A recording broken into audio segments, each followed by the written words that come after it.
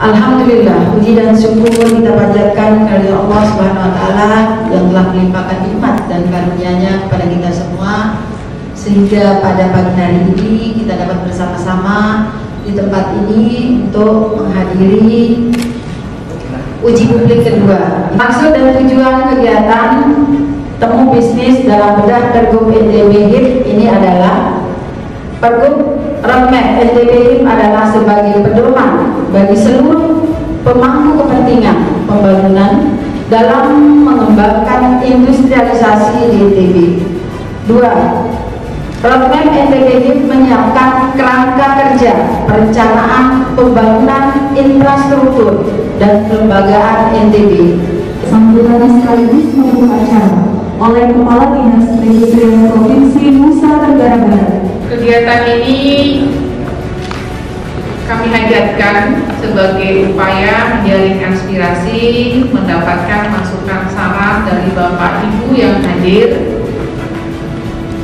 agar dokumen ini bisa diimplementasikan dengan baik. Ada hal-hal mungkin yang nanti terlupakan, ada hal-hal mungkin yang tidak sinkron dengan kebijakan daerah atau kebijakan di instansi Bapak Ibu, itu mohon kami diberikan masukan, karena hakikatnya roadmap NTB Halal Industrial Park ini merupakan turunan dari Perda Rencana Pembangunan Industri NTB 2021-2041, 20 tahun yang akan datang. Nah, implementasinya salah satunya adalah berupa pengembangan kawasan industri halal atau kita sebut dengan NTB Halal Industrial Park yang lokasinya akan tersebar di kabupaten kota. Saat ini kami sudah memetakan 5 kabupaten yang sudah tersedia lahannya untuk memulai kawasan halal industrial park ini berbasis UMKM dengan luas kawasan 55 hektar. Jadi hutan produksi dimanfaatkan untuk menyiapkan kawasan pengembangan usaha bagi UMKM yang setiap tahun kami dorong naik kelas. Karena selama 20 tahun yang akan datang, sesuai dengan visi industrialisasi, kita harapkan produk-produk NTB mampu menjadi salah satu alternatif untuk pemenuhan kebutuhan masyarakat NTB, tersedia di pasar tradisional, tersedia di retail modern minimal untuk provinsi NTB target pertama, yang kemudian bisa mensuplai Indonesia Timur jangka panjangnya. Undang 2 perwakilan kampus yang ada di Nusa Tenggara Barat, 1 dari Lombok, 1 lagi dari Pulau Sumbawa. Kita melihat bahwa kondisi dunia saat ini, mereka memiliki tingkat awareness yang sangat tinggi sekali untuk halal ini, karena Muslim adalah salah satu mayoritas penganut yang paling besar di dunia ini, sehingga beberapa negara-negara yang katakan mereka non Muslim tetapi memainkan peran sangat sentral sekali dalam industri halal ini. Ya. Di Papua ini dijabarkan di dalam roadmap ada potensi peternakan, perikanan, begitu ya, pertanian, perkebunan, segala macam potensinya ada. Tapi kita perlu pertajam lagi dengan before afternya, apa yang sudah dicapai dalam potensi tadi. Kita coba menjadi kampus yang bernuansa internasional, jadi level kampus internasional yang fokusnya pengembangan sains, teknologi, dan kewirausahaan. Jadi seperti apa ya, bersambut gitu. Ketika kami mendirikan LIT, kemudian ada industrial park halal gitu kan. Jadi kayak seperti didukung penuh sama Pemda. Jadi terima kasih banyak untuk Kalis dan tim. Kami dari masyarakat adat perlu menyampaikan beberapa hal kaitan dengan finalisasi peraturan baru tentang roadmap industri halal. Jadi sesuai dengan makna dan arti dari kawasan itu adalah penggunaannya bagi wilayah. Di situ ada utamanya untuk hutan lindung, juga lautnya juga ada, juga kawasan industri ikan dan lain sebagainya. Jadi menurut kami dari masyarakat adat itu yang perlu juga dihalalkan adalah bagaimana masyarakat itu tidak ada gesekan di sana kan. Jadi kan halal hasil output industrinya saja yang halal kan. Halal itu kan mana yang diizinkan dan tidak diharapkan. Nah sekarang kalau seandainya kawasan itu adalah kawasan yang dimiliki oleh masyarakat sekitar, harus dilibatkan Pak masyarakat kita di sana supaya kegiatan industri yang kita rencanakan begitu bagus ini tidak ada gangguan-gangguan dari warga masyarakat sekitar, seperti umpama Pulau Sumbawa, Pulau sekalipun itu kan perlu juga dilibatkan warga masyarakat sekitar di sana. Kami dari ISD kan ada binaan untuk merubah produk halal menjadi halal. Contohnya bir, wine, kan kita ada desa yang namanya Desa Agung itu memproduksi halal wine. Terus kita juga memproduksi namanya akustik. Jadi apa ya? Kadang kita beli daging ya, kalau di pasar itu halal banget, tapi kita nggak tahu kalau memakan sama orang itu diambil kandungan halal atau enggak gitu kan? Karena itu kita. Baik, pertama yang ingin kami sampaikan terkait dengan sistem jaminan produk halal ya, kaitannya dengan apa yang akan kita bahas pada kesempatan ini. Tentang halal ini sebenarnya sudah lama ya, dicanangkan oleh pemerintah dengan terbitnya Undang-Undang Nomor 33 Tahun 2014. Nah kemudian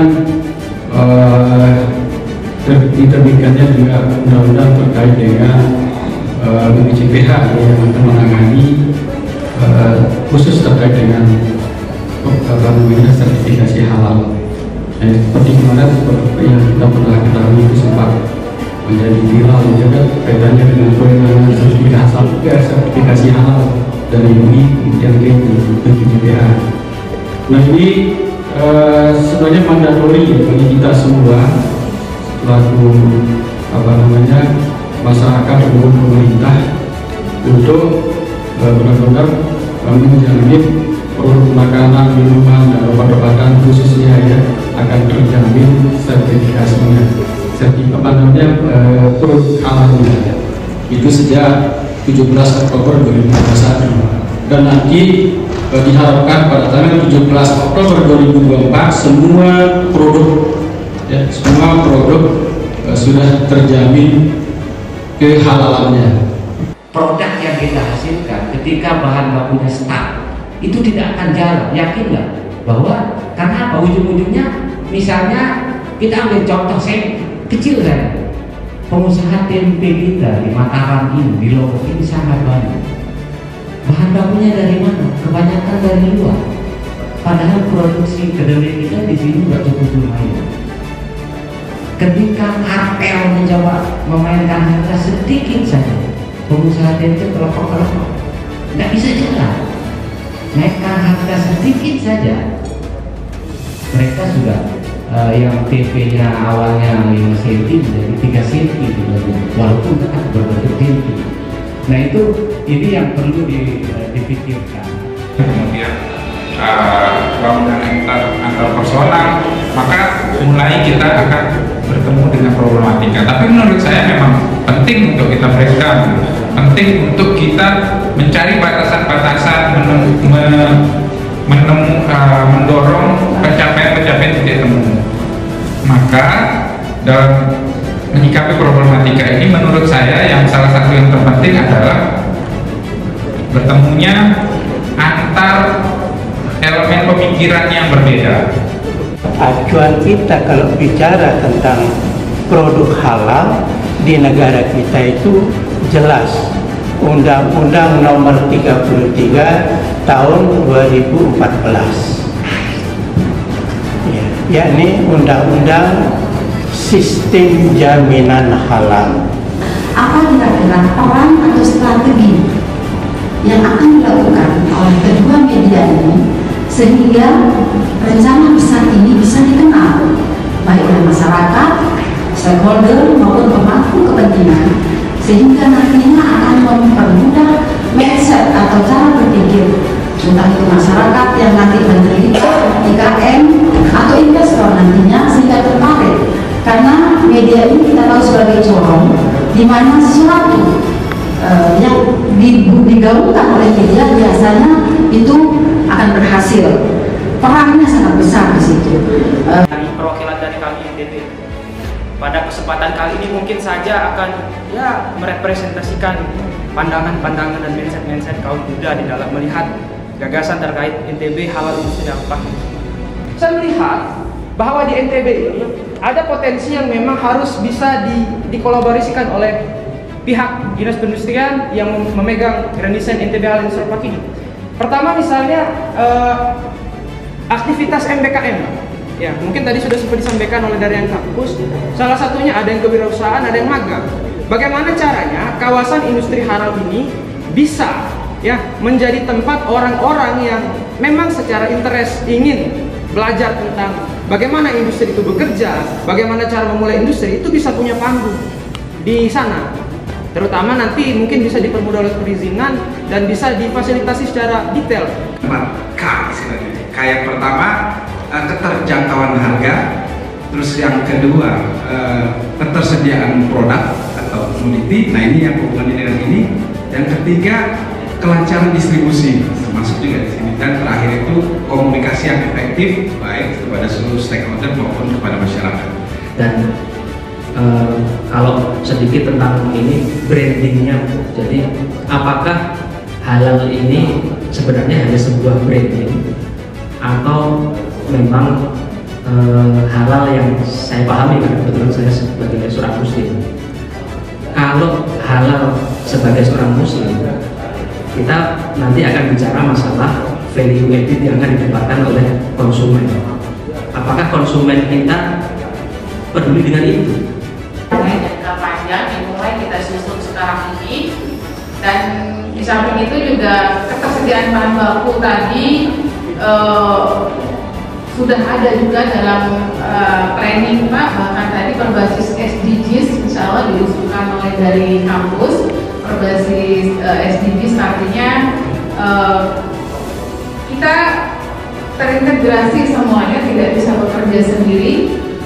Itulah roadmap ini gunanya menjadi acuan bagi semua dinas, nanti bagi semua stakeholder, bahkan bagi pelaku industri kecil, karena kalau ada industri besar yang mau dikembangkan berarti sektor UKM kita ini apa gitu.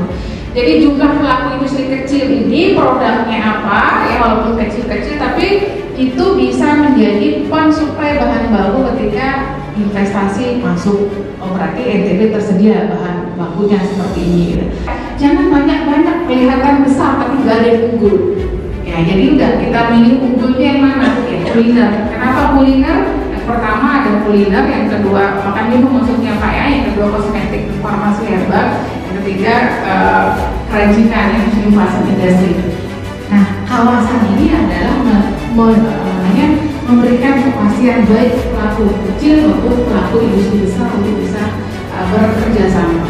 Terima kasih Bapak Ibu sekali lagi. Wabillahi taufiq wal hidayah. Assalamualaikum warahmatullahi wabarakatuh. Selamat siang.